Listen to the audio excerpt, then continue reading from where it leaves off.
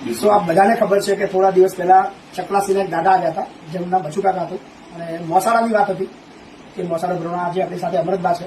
અને આનંદની વસ્તુ એ છે કે વિડીયોની એટલી ભયંકર અસર રહી છે કે આખા ચકલાસી ગામના તમામ યુવાઓએ આ કામને સમજીને આનું પોઝિટિવ મેસેજ સમજીને નક્કી કર્યું કે જો બાપુ સામેથી કહેતા હોય કે મોમેરું ભરવા તૈયાર હોય તો આપણા ચકલાસી વાળા શું કરી રહ્યા છે.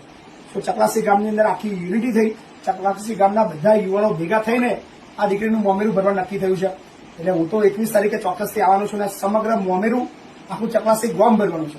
સો અદભુત એક સમાજની એકતાના દર્શન થયા અને અમને ખૂબ આનંદ આવ્યો કે મારી વાતને આ લોકોએ એટલી જોરદાર વધાવી અને એટલી જોરદાર એમના મગજની અંદર અસર કરી.